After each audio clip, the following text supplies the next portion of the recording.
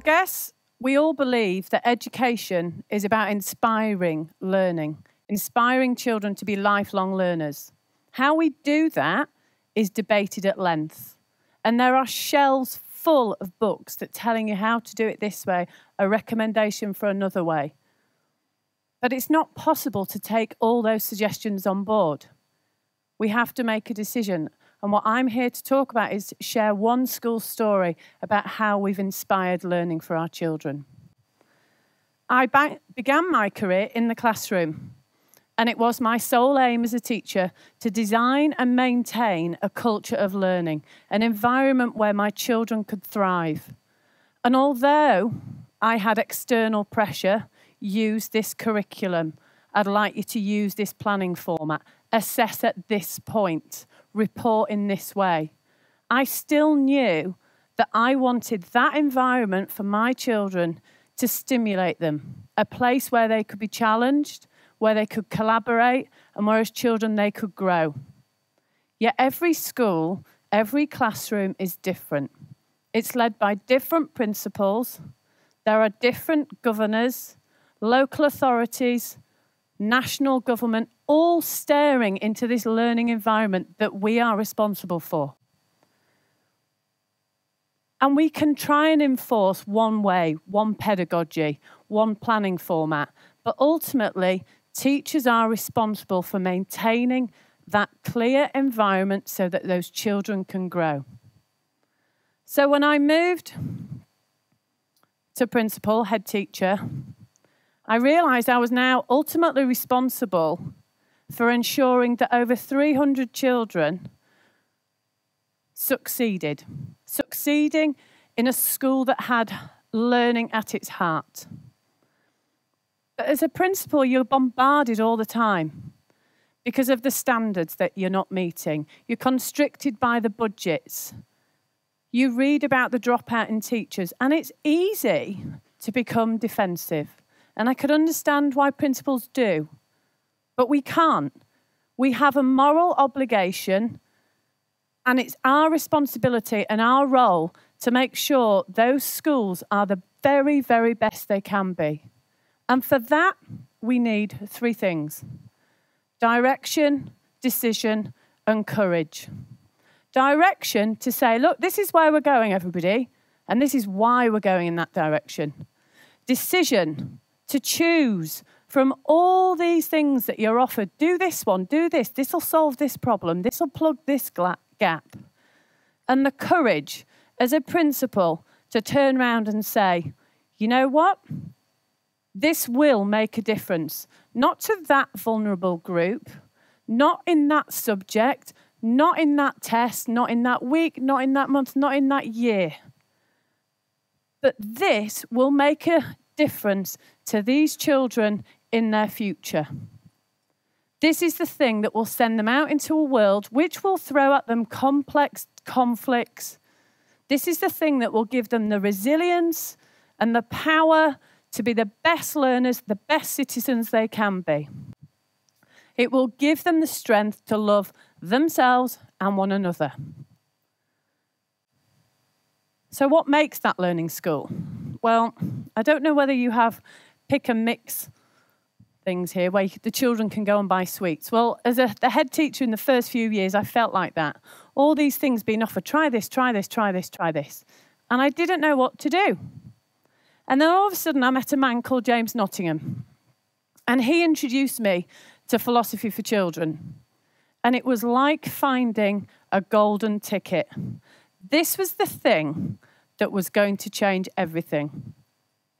So now, as a school, we've introduced philosophy for children and the learning pit. And it has enabled our teachers to understand their children's understanding of concepts. It's enabled them to use challenge as a way to develop their metacognition, to deepen their thinking, for them to become more resilient, more well-rounded students. And what it created in our school was an ethos. An ethos of not only compliant thinkers, but critical thinkers. And we created a new ethos for the school. called our persist model. P, we expect our children to be poised. We expected them to come ready to learn, equipped with all the things physically and mentally that they needed to access their learning. Respectful, not only of themselves and the building that they worked in, but the education that they were engaged in. Socially skilled, so that they could work with anybody, no matter what their relationships. Involved, they were all offered the same education. How much they got involved in that was up to them. So we encourage them to be involved. Struggling. Because if we don't struggle, we've given up. And apathy becomes our downfall. T, thinking. Thinking at every opportunity. And that's what we needed to do. So one day I was leading an assembly on persist, an element of persist in the model that we had. And I realised that I was talking to the children. Just the children. I expected these children to come and engage. I wanted them to be equipped, but how was I equipping the teachers that sat around the room? I expected the staff to come in, but I wasn't equipping them with what they needed. I wasn't giving them the opportunities to struggle and to think for themselves. And more than anything, I needed my teachers to be role models of learning, role models of mental well-being, tenacity, creative thinking, collaboration, energy, resilience. I wanted my teachers to be professional people who drove the school improvement plan because they believed in what they learnt. So we came up with a plan to introduce action research, to introduce coaching for learning, and to increase our parental involvement. Action research, so that whatever we introduced, we knew had the greatest impact on learning. Coaching for learning, because together we could problem solve in an honest environment. And parental involvement, because as we know, parents are with the children probably more than primary school, so we needed to equip them to help us on the learning journey. So, action research. It was probably the toughest thing I had to do, mainly because it comes against two blockers. The biggest blockers in schools' infrastructure, time and money. So I had to put my money where my mouth was.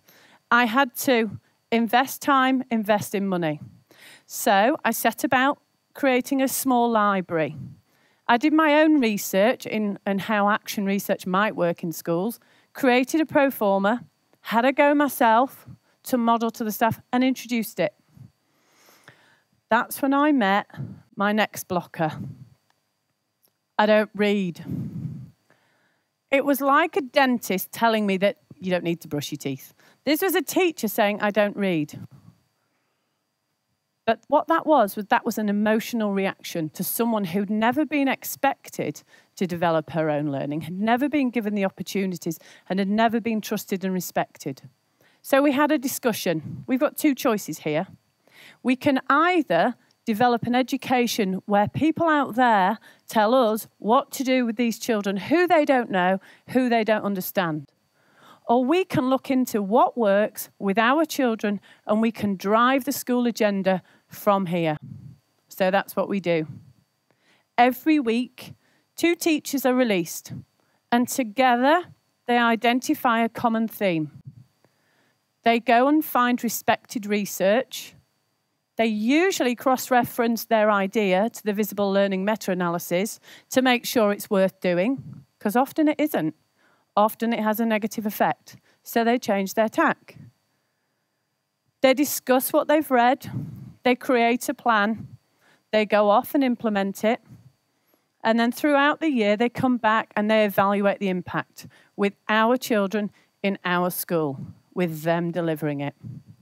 So they take it from the book into the classes. Now, I tell them, you're released for 2 hours. You stop at the end of the 2 hours. Because I didn't want them to feel that it was something extra, something more to do, another job. It was about their professional development. But guess what? They go away and they're inspired and they're reading more because they feel professional again. So that's what happened. We have the support staff doing it. The secretary's done it. It's amazing. Coaching for learning was the second thing. And I started in a different way this time. I've got a picture up there because often when we're solving people's problems, we use the sat-nav approach because it's quicker. We tell them, look, you've got this problem, just do this. What we do is we de-skill them in their own problem solving. We deprive them of that joy, of that eureka moment. Coaching for learning gives them that back. So I looked into the coaching skills. I met with the support staff on a regular basis. We learned how to coach one another. They did it with their own personal issues, and we continued. They went off and talked about the impact. Quickly, they were using it in their own personal circumstances. But then I began to see it in the classroom. Instead of the support staff telling the children how to solve a problem, they were using the coaching questions to draw it out of them. And then they came to me and said, we need to introduce this with the teachers and the rest of the school. So we've done that. So now when action research is going on, a member of the senior leadership team will bob in and say, well, what have you found out so far? And what do you think that means? What have you tried in the past? What do you think you could do in the future? Why do you think so-and-so was behaving in that way? So they use their skills to attack the action research. Our staff meetings have completely changed because I've got the most wonderful team of teachers who sit there and would have tried anything I offered to them or suggested. But I just wondered how critical they were of what we're offering. So now we introduce something, they go away, they try it in their classrooms in their own way. And in a few weeks later, they come back and in their coaching pairs, they discuss the impact. That didn't work. Or I did this, it was amazing. Try this, have you tried this? And they coach each other. Our governors now use coaching conversations. So instead of the governors just listening to my version, this is how it is, the governors coach various stakeholders. So they'll listen to the children, the SEN group, the NQTs, the teachers who have been there a while. And it's changed our culture so that we are more honest with one another and we collaborate together. The third one was parental involvement. And in a culturally diverse community, it was really important to get them on board. So we tried a range of things. We have stay-and-play sessions. We run workshops to tell them about events going on. We have family literacy. We have volunteers. We have a PTA. So I was quietly confident when I looked at this in my own action research that it would have a really positive effect on learning. So I went to John Hattie's visible learning diagram to see what the desired effect was. And it was above the hinge point of 0.4, so it has a positive effect. It's actually 0.49. So there was justification for our open door policy. But what stood out for me was not the scale, not the fact that it was in the zone of desired effect, but the text that sat by that dashboard. That actually, parents have a greater impact if you use the language of learning. So we went back and changed our action plan to improve the language of learning, not only for our families, but for ourselves. So how do we equip them now? How do we equip our parents and our staff? Well, our workshops no longer talk about the latest calculation policy.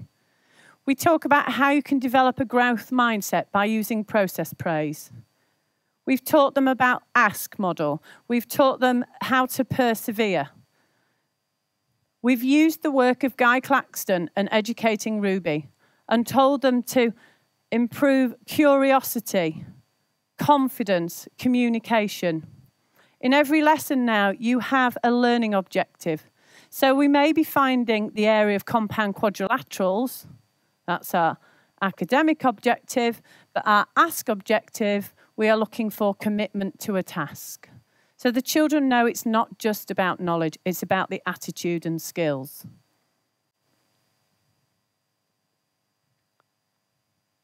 So is it all good enough? As principals, we need to constantly reflect on how we would feel, not only as a pupil in our school, but as a parent and a teacher. As principals, we have a moral responsibility to everybody in our buildings to make sure that we're listened to, we're given opportunities to learn, we're taught how to learn. Our developed wisdom should be driving our school agenda. Only then can we say that we have created a true culture of learning around our children. Thank you very much.